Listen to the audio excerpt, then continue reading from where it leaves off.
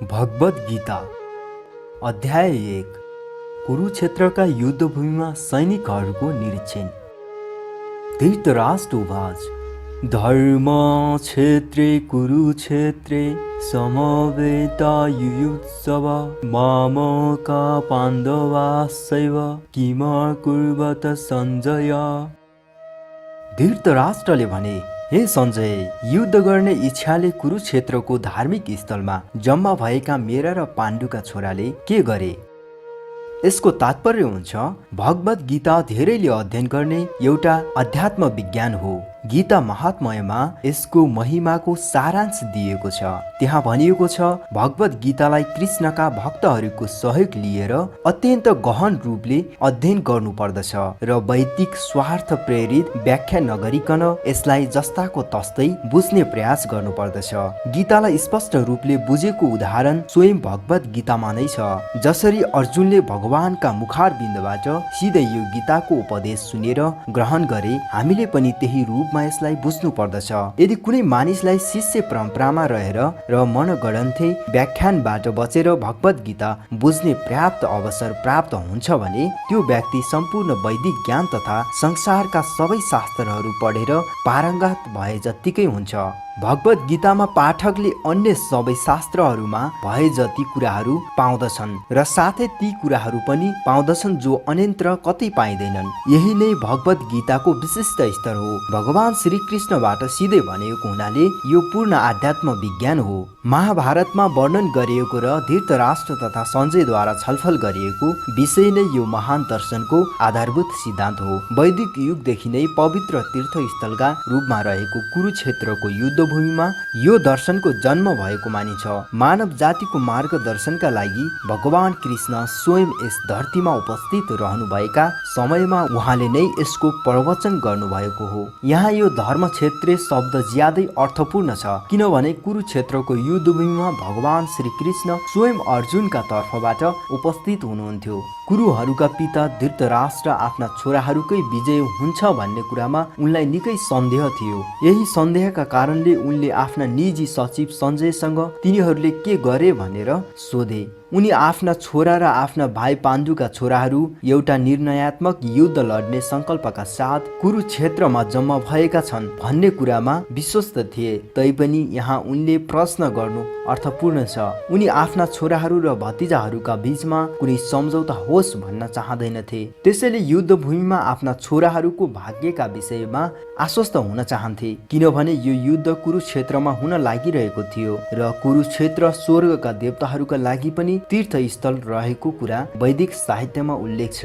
त्यसैले युद्धको परिणाममाथि यो पवित्र धर्म क्षेत्रको कस्तो प्रभाव पर्ने हो भन्ने कुरा सोचेर धृतराष्ट्र अत्यन्त भयभीत थिए। अर्जुन सहित पाण्डुका अरू छोराहरू स्वभावैले पुण्यात्मा भएका हुनाले उनीहरूमाथि यो धर्म क्षेत्रको अवश्य अनुकूल प्रभाव पर्नेछ भन्ने कुरा धृतराष्ट्रलाई राम्रोसँग थाहा थियो। सञ्जय श्री व्यासदेवका शिष्य थिए। व्यासका कृपाले उनी धृतराष्ट्रका बैठकमा बसेर पनि कुरुक्षेत्रको युद्ध देख्न सक्दथे। त्यसै कारणले धृतराष्ट्रले युद्धस्थलको स्थितिका बारेमा सञ्जयसँग सोधे। हुन त पाण्डवहरू र धृतराष्ट्रका छोराहरू एउटै परिवारका सदस्य हुन्, तर यहाँ धृतराष्ट्रको सोधाइबाट उनका मनमा के रहेछ भन्ने कुरा दर्शिएको छ। उनले यहाँ जानी बुझी आफ्ना छोराहरूलाई मात्रै कुरु भने र पाण्डवहरूलाई त्यो उत्तराधिकारबाट अलग्याउन खोजे। यसबाट आफ्ना भतिजाहरू अर्थात् पाण्डुका छोराहरूसँग धृतराष्ट्रको सम्बन्धको विशेष स्थिति कस्तो थियो भन्ने बुझ्न सकिन्छ। जसरी धानको खेतबाट अनावश्यक झारलाई उखेलेर फ्याँकिन्छ, त्यसै गरेर धर्मका पिता श्री कृष्णले यो पावन कुरुक्षेत्रबाट धृतका छोरो दुर्योधन जस्ता अवांछित झारलाई उखेलेर फ्याँकिदिनुहुन्छ र युधिष्ठिरद्वारा नेतृत्व गरिएका विशेष धार्मिक व्यक्तिहरूलाई स्थापित गर्नुहुन्छ भन्ने आशा यस विषयमा धेरै अगाडिदेखि नै गरिएको थियो। यही नै धर्म क्षेत्र र कुरुक्षेत्र शब्दको विशिष्ट सार्थकता हो, जो वैदिक र ऐतिहासिक महत्त्व भन्दा भिन्न छ। सञ्जय उवाच दृष्ट्वा तु पाण्डवानिकम व्यूढं दुर्योधनस्तदा आचार्यमुपसंगम्य राजा वचनमब्रवीत। सञ्जयले भने, हे राजन, पाण्डुका छोराहरूले गरेको सैन्य मोर्चा देखेर राजा दुर्योधन आफ्ना गुरुका नजिक गएर यसरी भने। यसको तात्पर्य हुन्छ, धृतराष्ट्र जन्मैदेखि अन्धा थिए र दुर्भाग्यले उनी आध्यात्मिक दृष्टिबाट पनि वञ्चित थिए। उनी आफू जस्तै आफ्ना छोराहरू पनि धर्मका विषयमा उत्तिकै अन्धा छन् भन्ने ठान्दथे। त्यसैले उनी आफ्ना छोराहरू कहिल्यै पनि पाण्डवहरूसँग सम्झौता गर्न जान्दैनन् भन्ने कुरामा विश्वस्त थिए, किनभने पाण्डवहरू जन्मदैदेखि पवित्र थिए, गुणवान थिए। यसो हुँदाहुँदै पनि धृतराष्ट्रलाई तीर्थस्थलको प्रभावका विषयमा सन्देह थियो। युद्धभूमिको स्थितिका बारेमा धृतराष्ट्रको प्रश्न गराइबाट सञ्जयले उनको इच्छा बुझे। त्यसैले सञ्जय ती निराश राजालाई उत्साहित गराउन चाहन्थे। उनका छोराहरू उक्त तीर्थस्थलको प्रभावका कारणले पाण्डवहरूसँग कुनै प्रकारको सम्झौता गर्न गइरहेका छैनन् भन्ने विश्वास सञ्जयले धृतराष्ट्रलाई दिन चाहन्थे। सञ्जयले धृतराष्ट्रलाई सूचित गरे। उनका छोरा दुर्योधनले पहिले पाण्डवहरूको सैनिक शक्तिको अवलोकन गरे र त्यसपछि स्थितिको यथार्थ जानकारी दिनका लागि तुरुन्तै आफ्ना सेनापति द्रोणाचार्य कहाँ गए। दुर्योधनलाई राजा भनेर सम्बोधन गरिएको भए पनि स्थिति गम्भीर भएको हुनाले उनी स्वयं सेनापति भएका ठाउँमा जानु पर्यो। दुर्योधन राजनीतिज्ञ बन्नका लागि एकदम उपयुक्त थिए, तैपनि पाण्डवहरूको सैन्य व्यवस्था देखेपछि उनले आफ्नो डरलाई कूटनीतिक व्यवहारद्वारा पनि लुकाउन सकेनन्। फस्येताम पाण्डुपुत्राणाम आचार्य महतीम चमूम व्युधाम द्रुपदपुत्रेण तव शिष्येन धीमता। हे गुरु, हे आचार्य, हजुरको बुद्धिमान शिष्य द्रुपदको छोराले व्यवस्थित गरेको पाण्डवहरूको विशाल सैन्य शक्तिलाई एकपटक हेर्नुहोस्। यसको तात्पर्य हुन्छ, महान कूटनीतिक दुर्योधन महान ब्राह्मण सेनापति द्रोणाचार्यका कमजोरीहरू औल्याउन चाहन्थे। अर्जुनका ससुरा तथा द्रौपदीका पिता राजा द्रुपदसँग पहिल्यै द्रोणाचार्यको केही राजनीतिक झगडा परेको थियो। यो झगडाको फलस्वरूप द्रुपदले एउटा विशाल यज्ञ सम्पन्न गरे, जसबाट उनले द्रोणाचार्यको वध गर्न सक्ने छोरो पाउने वरदान पाए। यो कुरा द्रोणाचार्यलाई राम्रोसँग थाहा थियो, तैपनि उनी साह्रै उदार प्रकृतिका ब्राह्मण थिए। त्यसैले द्रुपदको छोरो धृष्टद्युम्न सैन्य शिक्षा प्राप्त गर्न उनी कहाँ आउँदा उनले नहिचकिचाइकन धृष्टद्युम्नलाई युद्ध विधाका सम्पूर्ण गोपनीय पक्षहरू पनि सिकाइदिए। अहिले त्यही धृष्टद्युम्न कुरुक्षेत्रको युद्धभूमिमा पाण्डवहरूको पक्षबाट लडाईँ गर्न उभिएको थियो र उसैले त्यो सैनिक व्यूहको रचना गरेको थियो, जुन व्यूह रचनाको कला उसले गुरु द्रोणाचार्यबाट सिकेको थियो। द्रोणाचार्यले यो युद्धमा कुनै सम्झौता नगरून् र सतर्क रहन् भन्ने उद्देश्यले दुर्योधनले उनका गल्तीहरूलाई औँल्याइदिएको थियो। द्रोणाचार्यले यो युद्धमा कुनै सम्झौता नगरून् र सतर्क रहन् भन्ने उद्देश्यले दुर्योधनले उनका गल्तीहरूलाई औँल्याइदिएको हो। त्यसै गरी द्रोणाचार्यले आफ्ना प्रिय शिष्य पाण्डवहरू प्रति युद्धका समयमा उदार भइदिने भुल नगरून् भन्ने कुरा पनि दुर्योधन सूचित गर्न चाहन्थ्यो। विशेष गरी अर्जुन द्रोणाचार्यका अति प्रिय तथा प्रतिभाशाली शिष्य थिए। आफ्ना शिष्यप्रति यस्तो उदारता देखाउन थालियो भने युद्धमा पराजय पनि हुन सकिन्छ भन्ने कुराको दुर्योधन चेतावनी दिन चाहन्थे। अत्र सुरा महेश्वासा भीमार्जुन समायुधि युयुधान विराट च द्रुपद च महारथ। यहाँ यो पाण्डव सेनामा भीम र अर्जुन समानका लडाईँ गर्ने महारथी युयुधान, विराट तथा द्रुपद जस्ता अनेक वीर धनुर्धारीहरू छन्। यसको तात्पर्य हुन्छ, हुन त द्रोणाचार्यको अत्यन्त ठुलो सैन्य शक्तिका अगाडि धृष्टद्युम्न धेरै महत्त्वपूर्ण बाधक थिएन, तैपनि त्यहाँ अरू महान योद्धाहरू थिए जसबाट तिनलाई डर थियो। तीमध्ये हरेक योद्धाहरू भीम र अर्जुनकै बराबरीका दुर्जेय थिए। तिनलाई दुर्योधनले विजयका बाटोमा ठुलो अवरोध मानेका थिए। दुर्योधनलाई भीम र अर्जुनको बल कति छ भन्ने कुरा थाहा थियो, त्यसैले यी दुई भाइसँग उनले अरूको तुलना गरेका हुन्। दृष्टकेतु चेकितान काशीराजस वीर्यवान पुरुजित कुन्तीभोजस शैवेच नरपुङ्गव। महान वीरहरू तथा दृष्टकेतु, चेकितान, काशीराज, पुरुजित, कुन्तीभोज र शैव्य जस्ता शक्तिशाली योद्धाहरू पनि त्यहाँ छन्। युधामन्युश्च विक्रान्त उत्तमौजा च वीर्यवान् सौभद्र द्रौपद्याश्च सर्वेवम महारथा। त्यहाँ पराक्रमी युधामन्यु अत्यन्त शक्तिशाली उक्त मौजा सुभद्राको छोरा र द्रौपदीका छोराहरू छन्। यी सबै योद्धाहरू महारथी हुन्। अस्माकं तु विशिष्टये तान निबोध द्विजोत्तम नायका मम सैन्यस्य संज्ञार्थम तान ब्रवीमि। हे ब्राह्मण श्रेष्ठ, तपाईको जानकारीका लागि म सैनिकहरूको सञ्चालनमा विशेष दक्ष मेरा सेनापतिहरूका बारेमा पनि केही भन्छु। भवान भीष्मश्च कर्णश्च कृपश्च समितिञ्जय अश्वत्थामा विकर्णश्च सोमदत्त तथा एवमश्च। मेरा सैनिकहरूमा सदा सर्वदा विजयी हुने हजुर स्वयं भीष्म, कर्ण, कृपाचार्य, अश्वत्थामा, विकर्ण र सोमदत्तका छोरा भूरिश्रावा आदि हुनुहुन्छ। यसको तात्पर्य हुन्छ दुर्योधनले यहाँ सधैँ विजयी हुने सबै अद्वितीय योद्धाहरूको उल्लेख गरेका छन्। विकर्ण दुर्योधनकै भाइ हो। अश्वत्थामा द्रोणाचार्यका छोरा हुन्। सोमदत्ती वा भूरिश्रावा बाल्कीयहरूका राजाका छोरा हुन्। कर्ण राजा पाण्डुसँग विवाह हुनुभन्दा अगाडि नै कुन्तीबाट जन्मिएका हुनाले अर्जुनका झट्केलो दाजु हुन् र कृपाचार्य द्रोणाचार्यका जेठान हुन्। अर्थात् कृपाचार्यकी जुम्ल्याही बहिनी कृपीको विवाह द्रोणाचार्यसँग भएको थियो। अन्ये च बहवः सुरा मतार्थे त्यक्तजीवित नाना शस्त्र प्रहरणा सर्वे युद्ध विशारदा। मेरा लागि आफ्नो ज्यानसम्म पनि दिन तयार हुने त्यस्ता अरू वीरहरू पनि छन्। ती सबै अनेक प्रकारका हतियारहरूद्वारा सुसज्जित छन् र युद्ध विधामा पारङ्गत पनि छन्।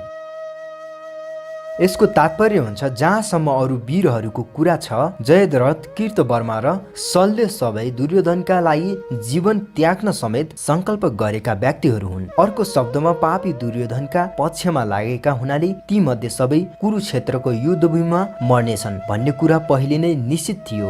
अवश्य नै आफ्ना साथीहरूको संयुक्त शक्तिका कारणले गर्दा दुर्योधन भने आफ्नै विजय हुने कुरामा विश्वस्त थिए।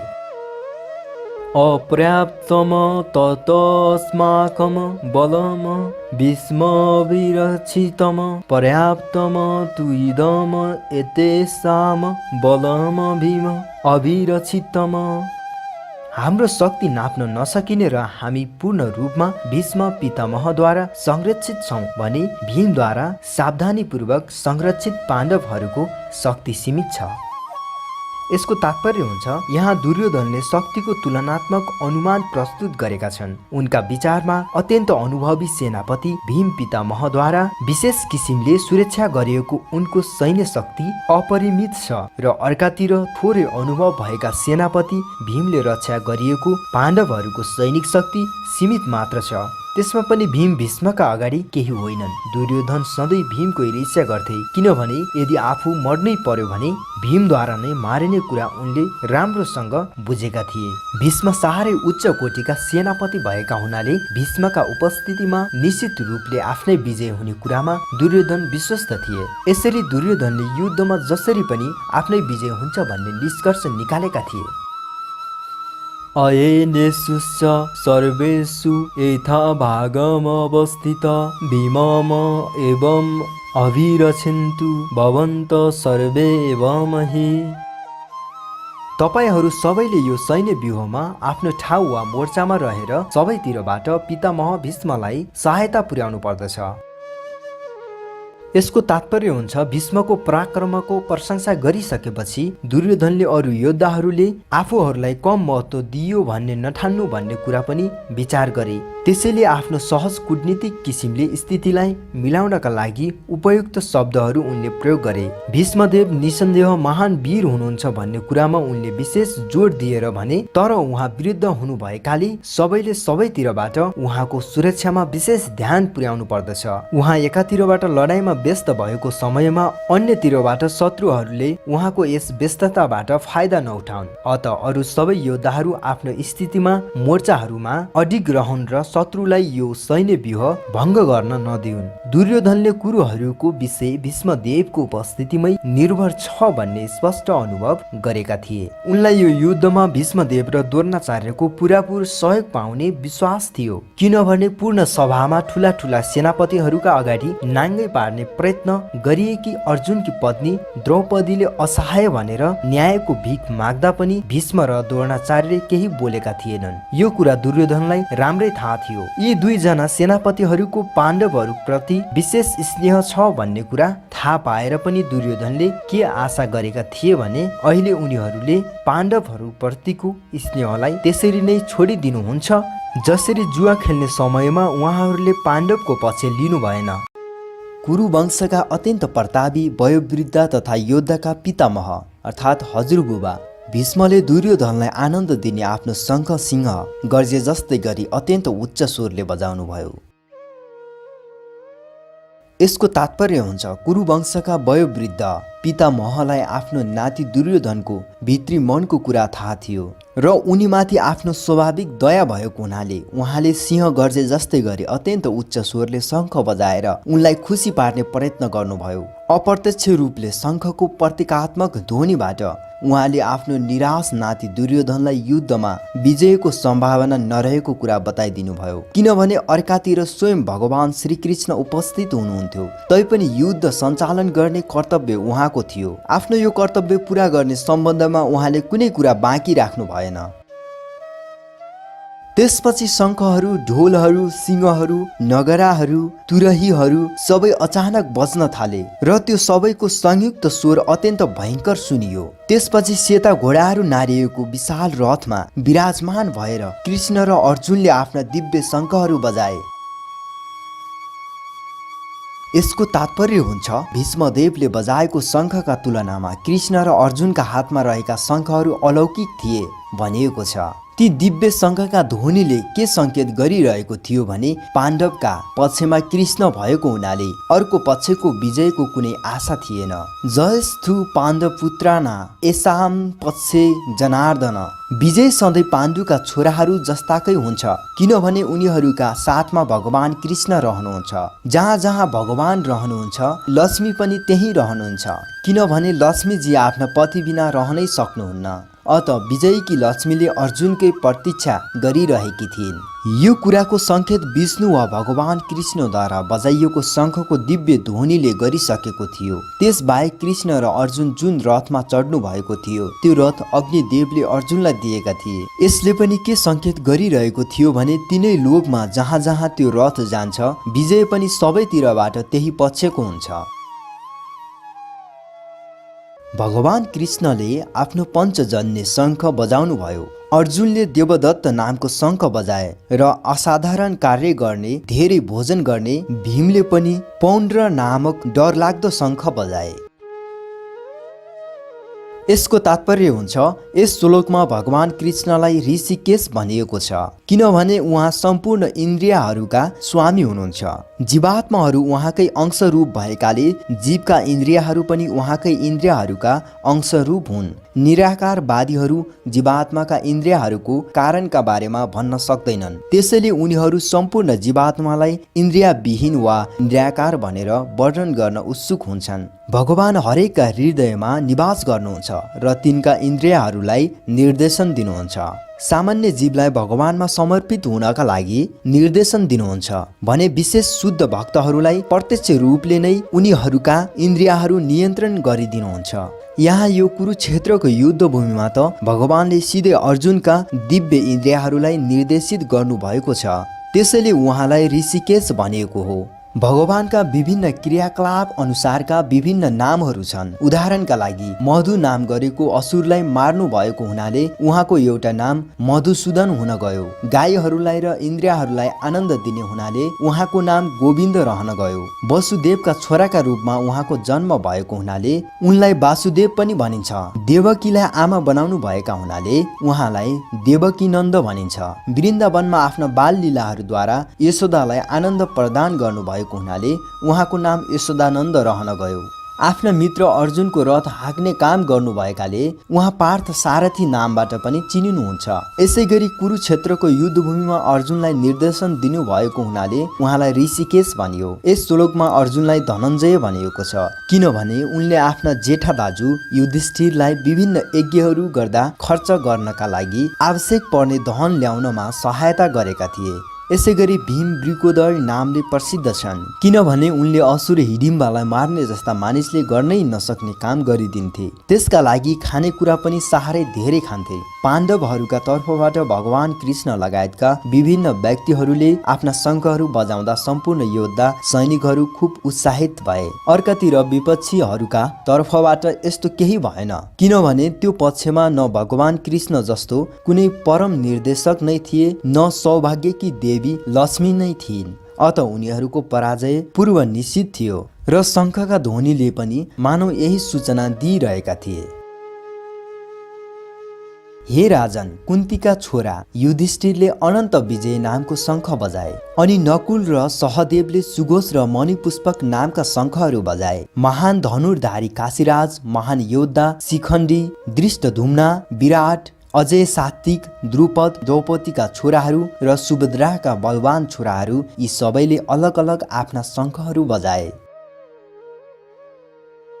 यसको तात्पर्य हुन्छ पाण्डुका छोराहरूलाई धोका दिएर आफ्ना छोराहरूलाई राजगद्दीमा बसाल्ने धृतराष्ट्रको अविवेकपूर्ण नीति प्रशंसनीय होइन भन्ने कुरा सञ्जयले बडो चलाखीपूर्ण तरिकाले उनलाई भने। त्यो महायुद्धमा सम्पूर्ण कुरुवंश मारिन्छन् भन्ने कुराको सङ्केत पहिले नै विभिन्न लक्षणहरूले दिइसकेका थिए। पितामह भीष्मदेखि लिएर अभिमन्यु जस्ता अरू नातिहरूसम्मका व्यक्ति तथा संसारका अनेक देशहरूबाट आएका राजाहरू समेत जो त्यहाँ उपस्थित थिए सबैको मृत्यु निश्चित थियो। सम्पूर्ण दुर्घटना धृतराष्ट्रकै कारणले हुन लागिरहेको थियो, किनभने धृतराष्ट्रले आफ्ना छोराहरूले अँगालेको गलत नीतिलाई प्रोत्साहन दिँदै थिए।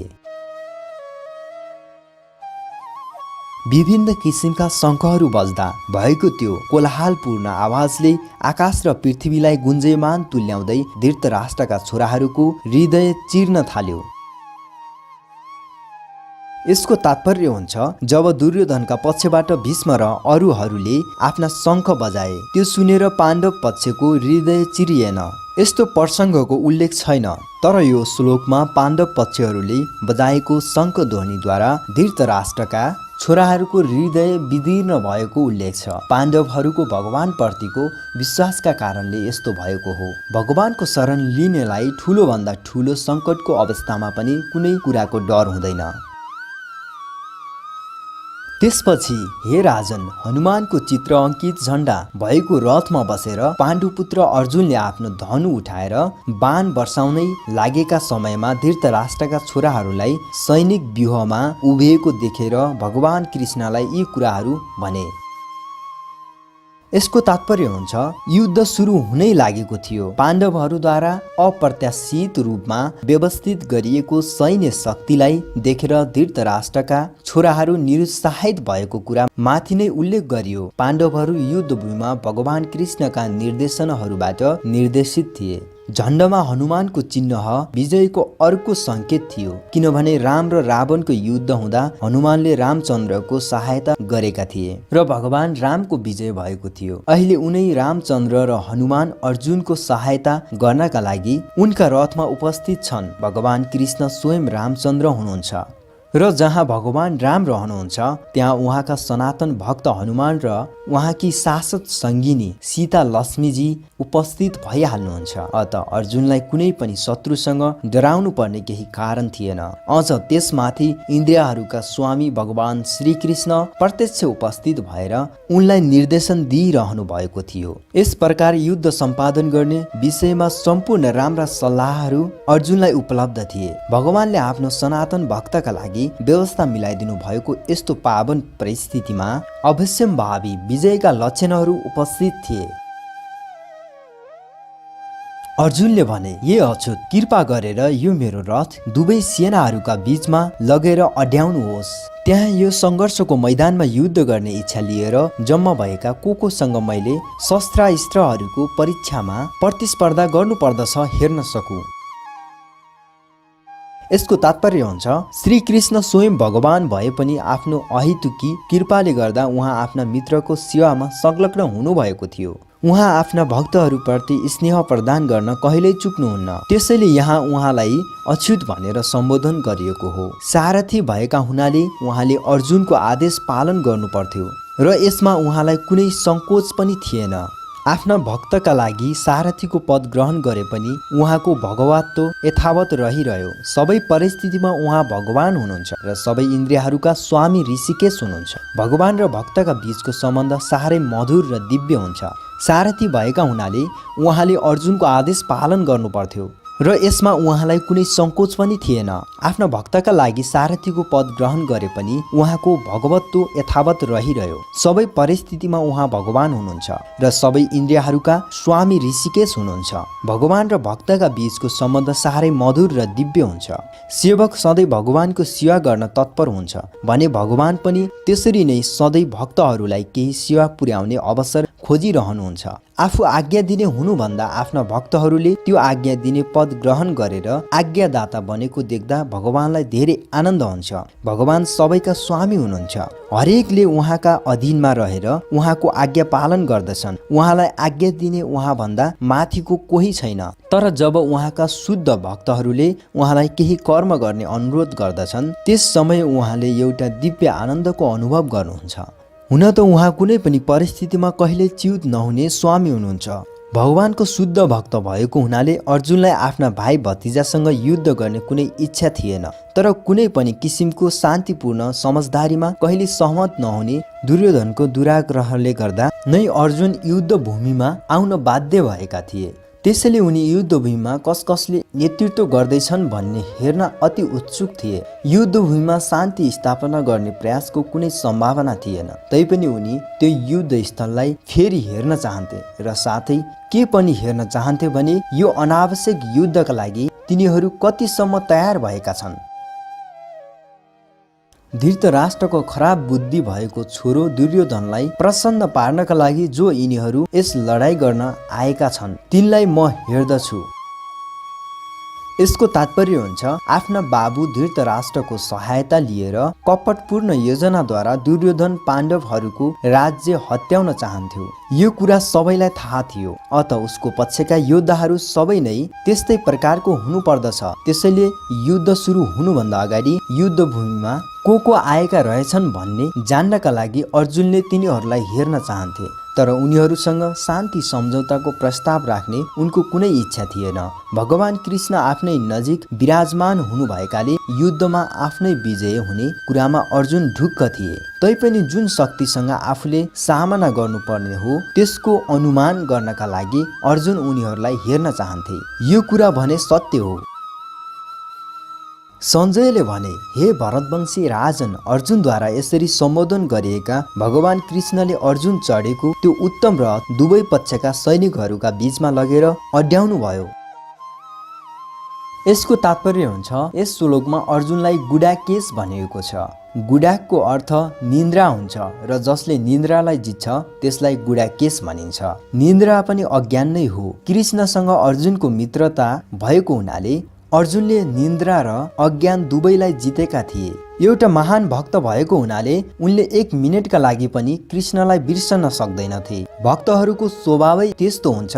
हिँड्दा होस् या सुत्दा भगवानको भक्त कृष्णको नाम, रूप, गुण र लीलाहरूको चिन्तन गर्न कहिल्यै छोड्दैन। यसरी निरन्तर कृष्णको चिन्तनद्वारा एउटा कृष्ण भक्तले निन्द्रा र अज्ञान दुवैलाई जित्न सक्दछ। यसैलाई कृष्ण भावना वा समाधि भनिन्छ।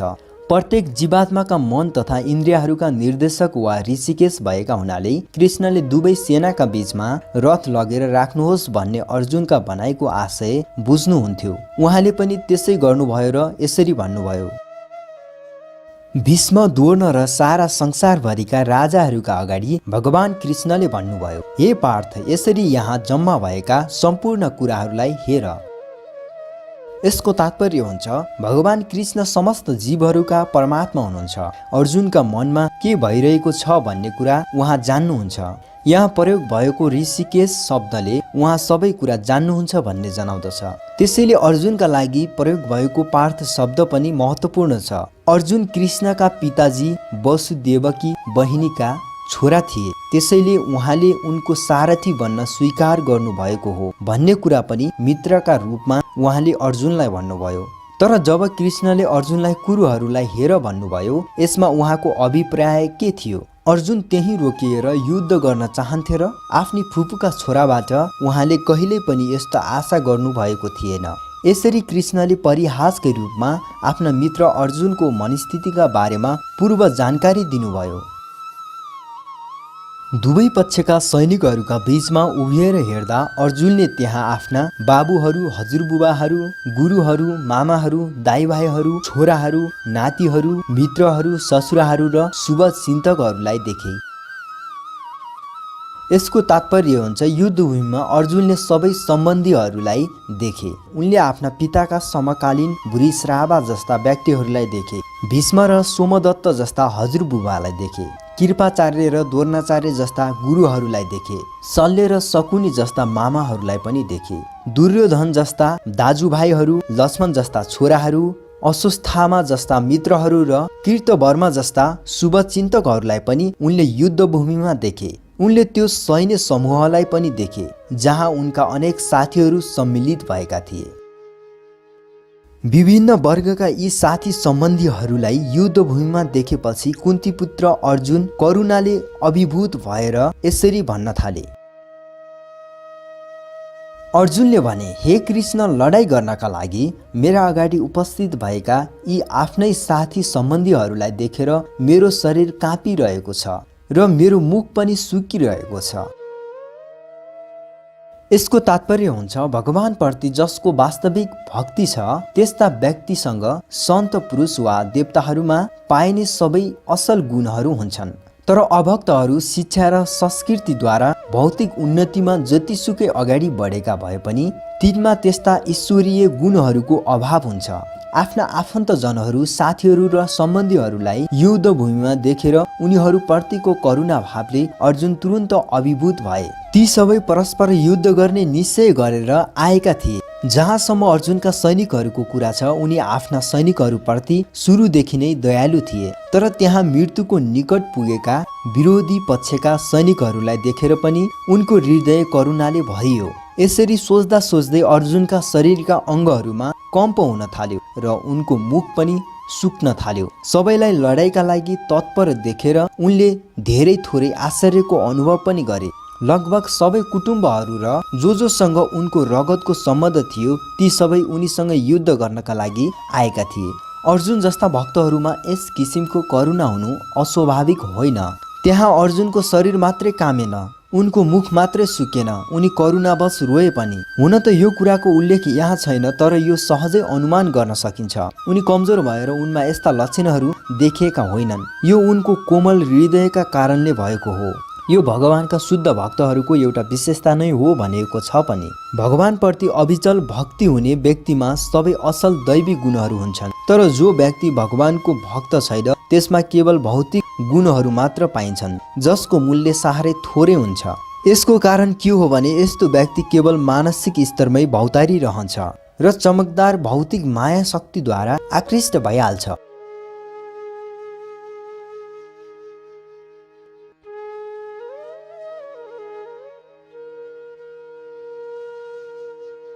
मेरो सम्पूर्ण शरीरमा कम्प भइरहेको छ, शरीरमा रोमाञ्च भइरहेको छ, रौँहरू ठडिरहेका छन्, मेरो गाण्डीव धनु हातबाट चिप्लिँदैछ र मेरो छाला पोलिरहेछ। शरीरमा दुई प्रकारको कम्प हुन्छ र दुई प्रकारको रोमाञ्च हुन्छ। यस्तो लक्षण कि महान आध्यात्मिक आनन्दका कारणबाट उत्पन्न हुन्छ कि ठुलो भौतिक डरबाट।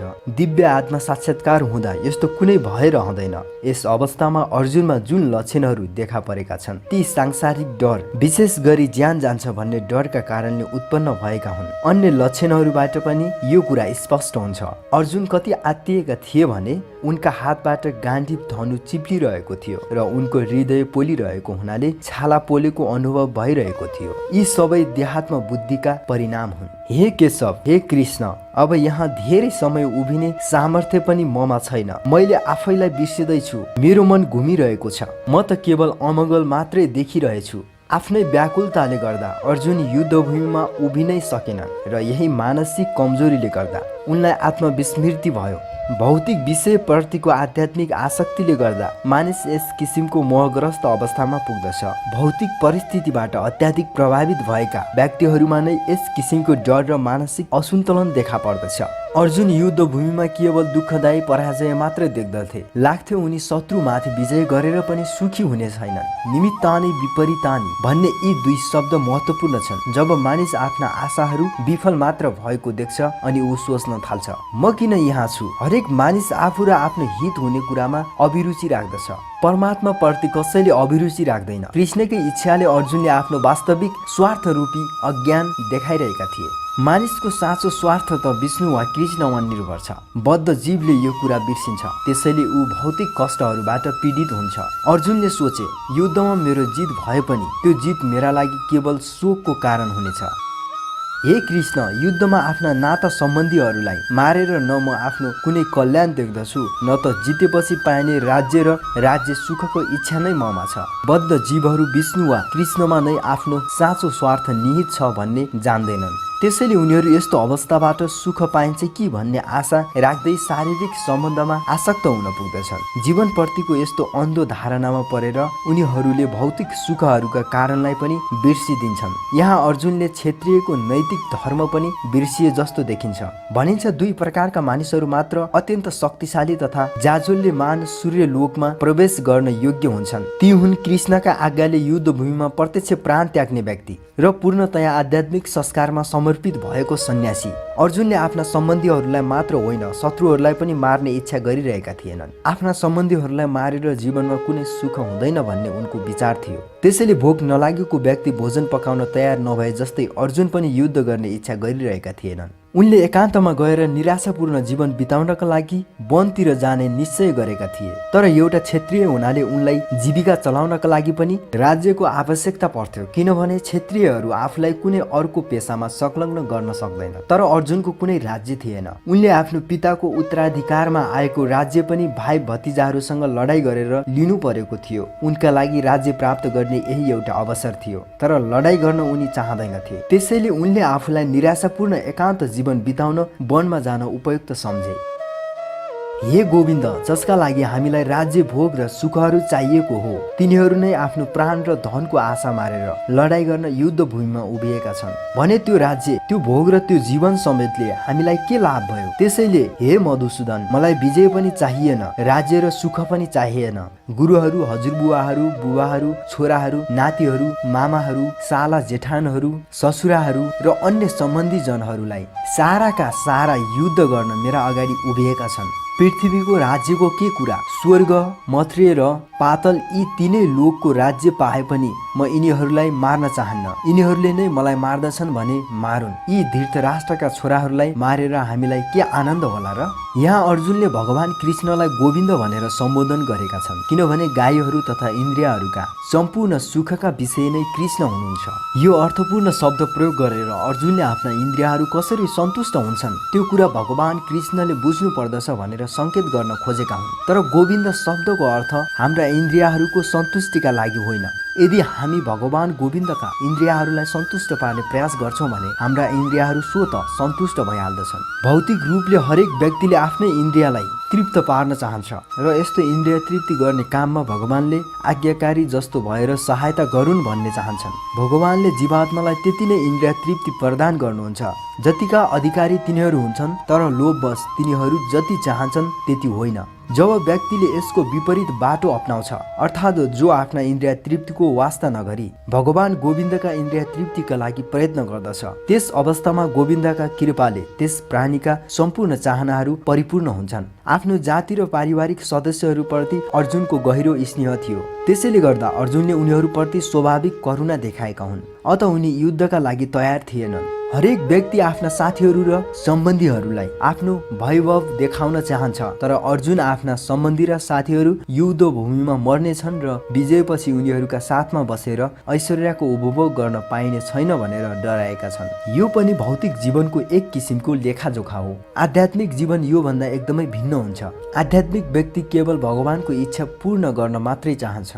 भगवानको इच्छाको अनुकूल भएमा उहाँकै सेवाका लागि उसले सबै ऐश्वर्य स्वीकार गर्न पनि सक्दछ र भगवानको इच्छा विपरीत भएमा उसले कति पनि र केही पनि स्वीकार गर्दैन। अर्जुन आफ्ना सम्बन्धीहरूलाई मार्न चाहन्थे। यदि तिनीहरूलाई मार्नै पर्ने भएमा स्वयं कृष्णले नै मारुन् भन्ने उनको इच्छा थियो। यहाँ युद्ध भूमिमा आउनुभन्दा अघि नै कृष्णले उनीहरूलाई मारिसक्नु भएको थियो र उनी कृष्णका एउटा उपकरण मात्र भएर उभिएका हुन् भन्ने कुरा अर्जुनलाई स्वयं थाहा थिएन। यो यथार्थता आगामी अध्यायमा स्पष्ट हुनेछ। भगवानका स्वाभाविक भक्त भएका हुनाले अर्जुनले आफ्ना दुष्ट भाइ भतिजाहरूका विरुद्ध कुनै प्रतिशोध लिन चाहेनन्, तर ती दुष्टहरूको मृत्यु अवश्यम्भावी थियो, किनभने भगवानको योजना नै त्यस्तै थियो। भगवानका भक्त दुष्कर्मीहरूसँग पनि प्रतिकार गर्न खोज्दैनन्, तर आफ्ना भक्तहरूलाई दुष्टहरूले कुनै किसिमको अपकार गरेको भगवानले सहन सक्नुहुन्न। स्वयं भगवानकै नोक्सान गर्नेलाई बरु भगवानले क्षमा गरिदिनुहुन्छ, तर भगवानका भक्तहरूप्रति नराम्रो गर्नेहरूलाई उहाँ कहिल्यै क्षमा गर्नुहुन्न। त्यसैले अर्जुनले क्षमा दिन चाहे पनि भगवानले ती दुष्टहरूलाई मार्ने नै सङ्कल्प गर्नुभएको थियो। यस्ता आततायीहरूलाई मार्यौं भने हामीलाई पाप लाग्नेछ। त्यसैले धृतराष्ट्रका छोराहरू र अरू हाम्रा मित्रहरूलाई मार्नु हाम्रा लागि उचित छैन। हे लक्ष्मीपति कृष्ण, यी आफन्तहरूलाई मारेर हामीलाई के लाभ होला र के सुख होला र? वैदिक कथन अनुसार आततायीहरू 6 प्रकारका हुन्छन्। 1 विष खुवाउने, 2 घरमा आगो लगाइदिने, 3 घातक हतियारले आक्रमण गर्ने, 4 धन सम्पत्ति लुट्ने, 5 अर्काको जग्गा हडप्ने र 6 अर्काकी पत्नी अपहरण गर्ने। यस्ता आततायीहरूलाई तुरन्त मारिदिनु पर्दछ। यस्ता आततायीहरूलाई मार्नाले कुनै पाप लाग्दैन। कुनै सामान्य मानिसले यस किसिमका आततायीहरूलाई मार्न सुहाउँदछ, तर अर्जुन कुनै सामान्य व्यक्ति थिएनन्। अर्जुन चरित्रले सन्त स्वभावका थिए, त्यसैले उनले ती पापिष्टहरूसँग पनि सन्त जस्तो व्यवहार गर्न चाहन्थे। यस्तो साधुपना क्षत्रियहरूका लागि सुहाउँदैन। हुन त राज्यको प्रशासन गर्ने जिम्मेवारी लिएको मानिस सन्त स्वभावको हुनु आवश्यक छ। त्यस्तो व्यक्ति डरपोक हुनु हुँदैन। उदाहरणका लागि भगवान राम साह्रै सन्त स्वभावका हुनुहुन्थ्यो, जसले गर्दा मानिसहरू अहिले पनि राम राज्यका लागि उत्सुक छन्, तर भगवान रामले कहिल्यै पनि कुनै कातरता देखाउनु भएन। रावण रामको आततायी थियो, किनभने रावणले रामकी पत्नी सीताको अपहरण गरेको थियो। त्यसैले रामले उसलाई यस्तो सजाय दिनुभयो जुन संसारको इतिहासमै महान छ। अर्जुनका विषयमा कुरा अलि भिन्दै छ। अर्जुनका आततायीहरू विशेष किसिमका छन्। विशेष गरी उनका आफ्नै हजुरबुवा, गुरु, साथीहरू, छोराहरू, नातिहरू आदि नै उनका विरोधी छन्। त्यसैले सामान्य आततायीहरूका विरोधमा आवश्यक पर्ने कडा व्यवहार उनीहरूप्रति गर्नु हुँदैन भन्ने विचार अर्जुनको थियो। त्यसमा पनि अझ साधुजनहरूले त क्षमा नै गरिदिनु राम्रो हो भनिएको छ। यस्ता निर्देशनहरू सन्त पुरुषहरूलाई कुनै पनि राजनीतिक आपतकालभन्दा बढ्ता महत्त्वपूर्ण हुन्छन्। अर्जुनका विचारमा राजनीतिक कारणले यसरी आत्मीय जनहरूलाई मार्नुभन्दा धर्म तथा सदाचारका स्तरमा पुगेर उनीहरूलाई क्षमा गरिदिनु राम्रो हो। अत क्षणिक शारीरिक सुखका लागि यसरी आफन्तहरूलाई मार्नु लाभदायक छैन भन्ने कुरा अर्जुनले सोचे। आखिरमा गएर सम्पूर्ण राज्य तथा त्यसबाट पाइने सुख कुनै पनि स्थायी होइनन् भने आफ्ना मान्छेहरूलाई मारेर आफ्नै जीवनलाई शाश्वत मुक्तिबाट विचलित बनाउने खतरामा किन पार्ने? यस सम्बन्धमा अर्जुनले कृष्णलाई माधव वा लक्ष्मीपति भनेर सम्बोधन गर्नु पनि महत्त्वपूर्ण छ। सौभाग्यका अधिपति कृष्णले आफूलाई दुर्भाग्यतिर लैजाने काममा प्रेरित नगरून् भन्ने इच्छा अर्जुनको थियो र उनी कृष्णलाई यही कुरा भन्न चाहन्थे। कृष्णले कहिल्यै पनि कसैलाई दुर्भाग्यतिर लैजानुहुन्न भने झन् आफ्ना भक्तहरूलाई उहाँले त्यसतर्फ प्रेरित गर्ने त कुरै भएन। हे जनार्दन, यी मानिसहरूको बुद्धि लोभले गर्दा भ्रष्ट भएको छ। यिनीहरू आफ्ना परिवारलाई मार्ने र मित्रहरूसँग झगडा गर्ने कुरामा पनि कुनै दोष देख्दैनन्, तर कुलको विनाशमा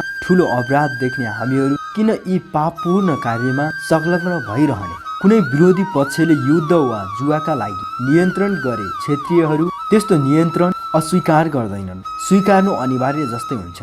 यस्तो अनिवार्यतामा अर्जुनले पनि युद्धलाई अस्वीकार गर्न सक्दैनथे, किनभने दुर्योधनका पक्षबाट उनलाई युद्धको चुनौती दिइएको थियो। यस किसिमको चुनौतीको परिणामका विषयमा विपक्षीहरू अनभिज्ञ पनि हुन सक्दछ भन्ने विचार अर्जुनको थियो। युद्धको दुष्परिणाम देखिरहेका हुनाले अर्जुनले उक्त चुनौती स्वीकार्न सक्दैनथे। परिणाम राम्रो हुने भएमा त्यस्तो काम गर्नु अनिवार्य हुन्छ, अन्यथा त्यस्तो काम गर्नै पर्ने बाध्यता हुँदैन। यी सबै कुराको विचार गरेर नै अर्जुनले लडाईँ नगर्ने निश्चय गरेका हुन्। वंशको विनाशसँगै शाश्वत कुल परम्परा पनि नाश हुन जान्छ र यसरी बाँकी रहेको परिवार पनि अधर्ममा संलग्न हुन पुग्दछ।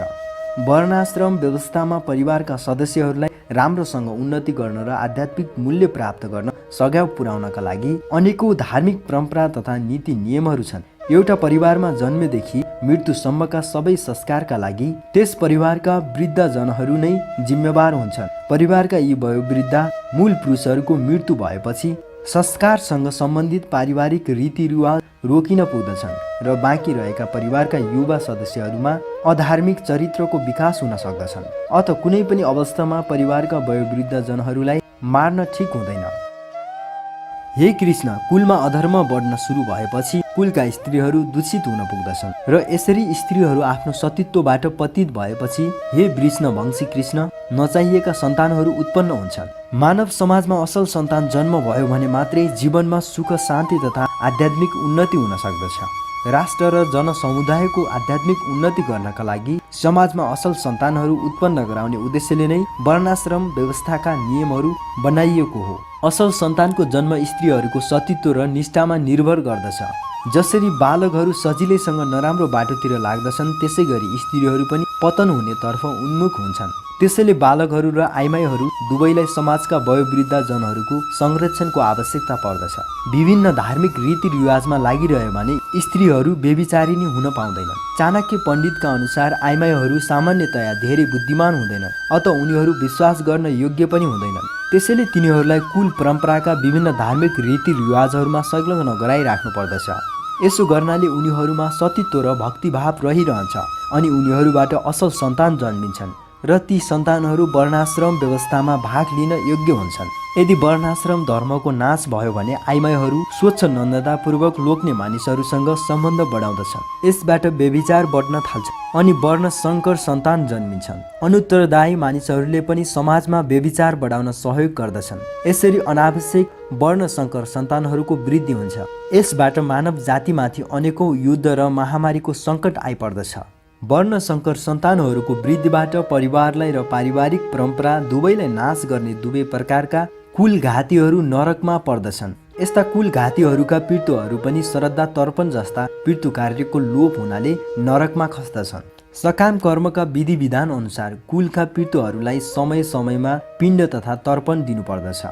विष्णुको पूजाद्वारा यो कार्य सम्पन्न गरिन्छ, किनभने विष्णुलाई अर्पण गरिएको उच्छिष्ट खानाले सबै पापबाट मुक्त भइन्छ। कहिलेकाहीँ पितृहरू पनि विभिन्न किसिमका पाप कर्महरूबाट ग्रस्त हुन सक्दछन् र कहिलेकाहीँ ती मध्ये केही पितृहरू स्थूल शरीर प्राप्त गर्न नसकेर प्रेतका रूपमा सूक्ष्म शरीर धारण गर्न बाध्य हुन्छन्। यदि छोरा नातिले आफ्ना ती पितृहरूलाई भगवानको प्रसाद अर्पण गरिदियो भने तिनीहरू दुःखदायक प्रेत योनि तथा अन्य कष्टमय जीवनबाट मुक्त हुन्छन्। यस किसिमको पितृ श्रद्धा गर्नु एउटा कुल परम्परा नै हो।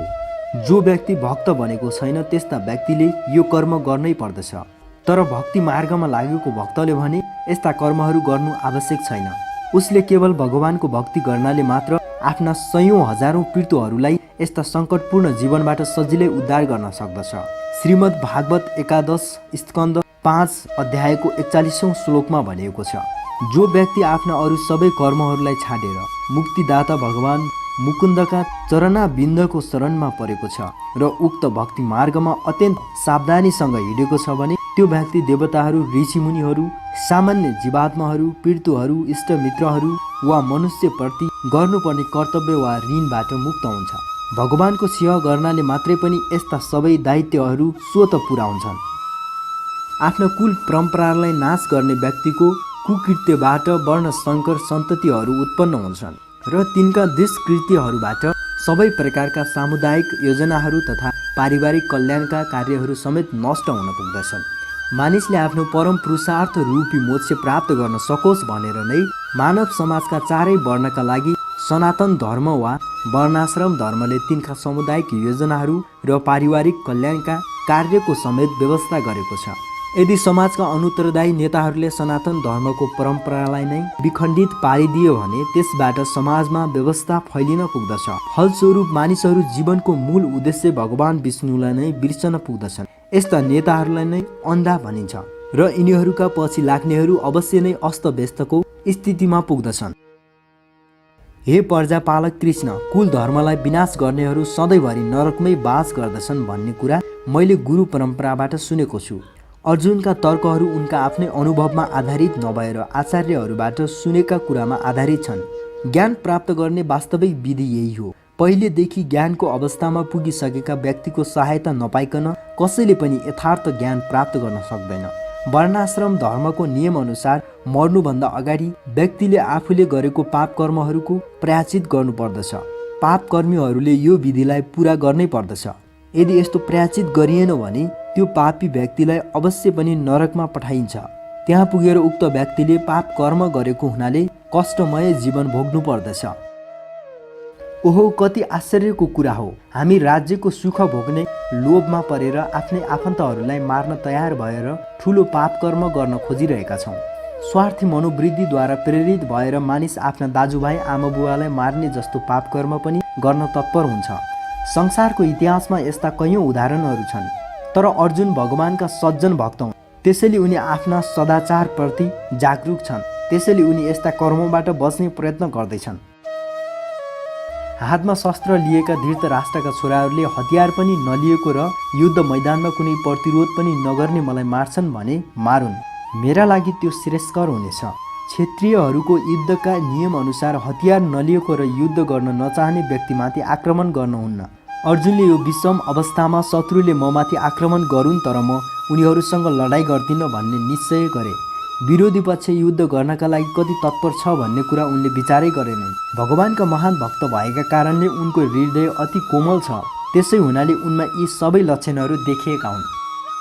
सञ्जयले भने, युद्धभूमिमा अर्जुनले यिनै कुरा भनेर आफ्नो बाणसहितको धनु एकातिर पन्छाएर मनमा शोक सन्तप हुँदै फेरि रथमा गएर बसे।